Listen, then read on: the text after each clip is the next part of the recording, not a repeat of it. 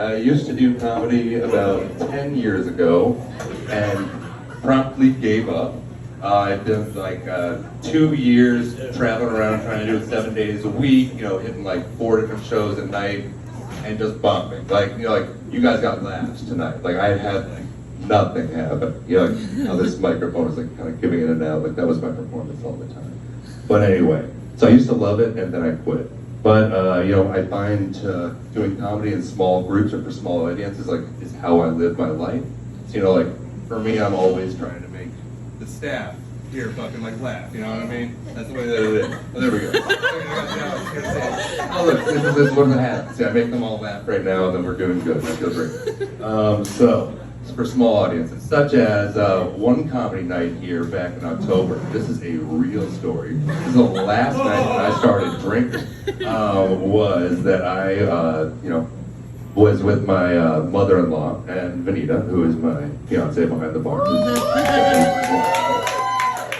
So my stepmother and I, after getting blackout drunk here, went down onto Pier 5, and she wanted to see the edge of it, and I took her down there.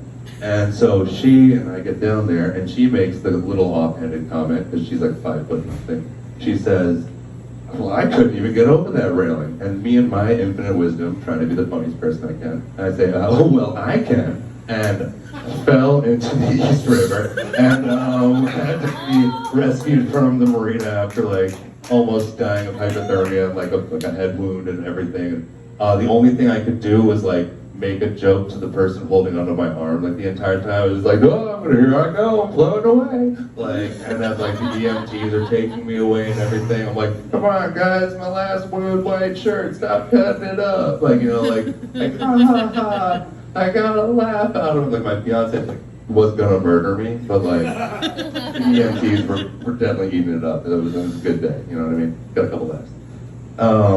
So that's falling in the East River joke with me. So fiance, man. Oh, this one was so a little preamble. Vanita and I have met on 3 different dating sites until we finally. What's going on? Down. It's down. Microphone. Oh, there's another one. Haha. Look at you. I don't pay attention to shit. Anyway. But it's off because there's no batteries in this one. Batteries in. Well, why doesn't it work? Well, anyway, I don't think this room's like big enough for like a microphone, so it's fine. We're gonna try it. Is it working? It's working again. There we go. Look at that. All right. Anyway. So, Vanita and I met on 3 different dating sites. The first one was Tinder, and that was, you know, F-buddy sort of status.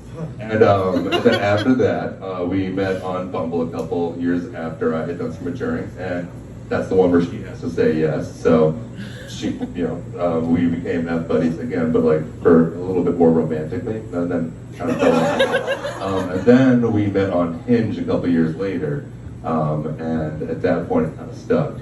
I had also been trying to text her for a couple of years and proved to her at one point, I was like, look, I actually did, but she changed her number for like some other dude. I thought that she like hated me, but I was like the creepy guy that was like, please come to a movie, please, I don't know what's happening. But so I like, you know, after a while, found out that she didn't like one of my moves that I had pulled in like 2017, which I think it might still be on Facebook video, if you ever see it. I thought it would be really funny to walk from one subway station to another subway station and film it through the tunnel. Because that was a really, really funny sort of move to do. So I'm walking through for like probably 10 minutes, and I timed it out because it said like 15 minutes till the next one was coming. And I was like, I can walk from there to there in under 15 minutes. So I filmed like the whole thing's like up on Facebook. You can find the video. And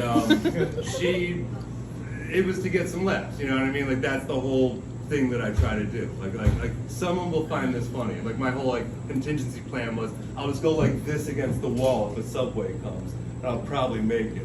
Like, but there was like no space for it. But I was just very confident with those sort of things. And things that I love about her, going about my fiance as well, is she says like the funniest shit in the world without meaning to. So like, for instance, one of my favorite ones is 2 stones with 1 bird. So yeah, so she's very, very thorough. Where, you know, the real term is I'm gonna kill 1 or 2 birds with 1 stone. But she will kill 1 bird with 2 stones. Yeah, getting the job done. You don't have to worry about it. We're all fine. Like, don't. Ben's got it.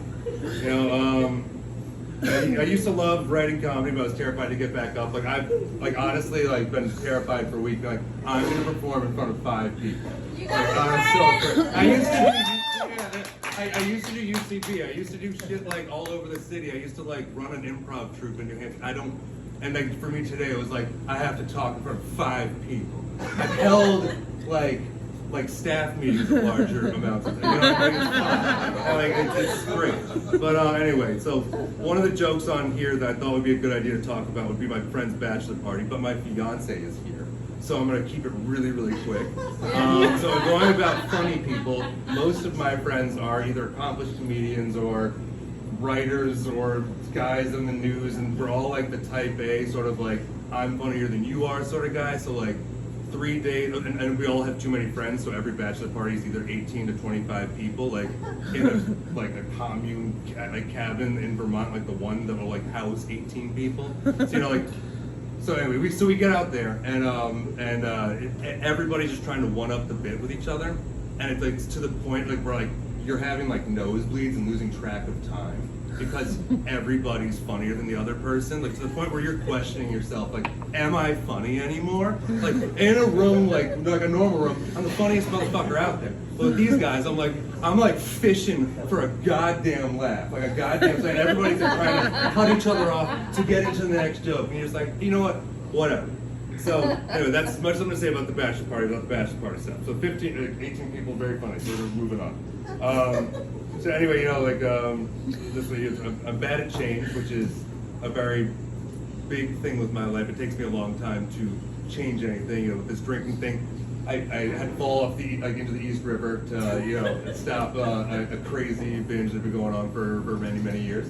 For me, I just donated all of my clothes from like middle school that I was like still using. I'm like in my mid-30s right now, so like it's not like cute. It's like 25-year-old clothes that were still like in rotation. So it was like just pulled the trigger on that. Just lost like 100 pounds like a year ago. So like, and then it wasn't like for the beach body. It wasn't the beach body. It was because the doctor was like, you are a fatty liver. You have like a bad heart and your blood pressure's too high. And I was like, fair, you got it. Like, like so I did that, and it's fine. Anyway, so the last one I'm gonna give you guys here is about my hair, because I'm losing it right now, and it's awful. But one of the things as well, especially going into change, is that I don't like to change the way that I do anything. This goes into my mother's a hairdresser, and she's been cutting my hair my entire life. It looks great. Like, oh, thank you. She did this. She did. But yeah, so she's been cutting my hair my entire life, and it comes to my best friends all had to have a hair intervention with me that she organized from New Hampshire to like New York. Where like I came to my buddy's house, and my buddy's like, hey. Can I talk to you for a second? Like, you need anything to drink? I'm like, yeah, no, I'm fine. Like, what's going on? He's like, your mom and I were talking about you getting a barber in New York City, because sometimes you take 6 months to go home. And I was like, I don't know what's going on about this. So I thought it was just a conversation we were gonna have. Then his wife came home. I was like, did we talk to him about it yet? What do you mean? What's going on? And I'm like, so. Like we all start talking about it, and like they're like being very sensitive about it. Like I'm gonna freak out. I'm like, I'm not gonna freak out about it or anything like that. I'm just like, you know, it's like you know, my mommy cuts my hair, you know. So but it was cool. And then all of a sudden, like my other best friend Jeff walks through, and like I didn't know Jeff was coming over either. I'm like, why is Jeff here? And he's like, did we talk to Ryan about the hair? I'm like, how many people are going to talk to Ryan about the hair? And they get my mom on speakerphone, and she's like, did we all talk? I'm like, Mom, like I will go to a barber. So I went once. And then I made sure I went home a lot more often. So I go home like once or twice. I go home like once a month or once every other month, so I don't have to miss Mommy's haircuts. But anyway, that's about all I got for you. Keep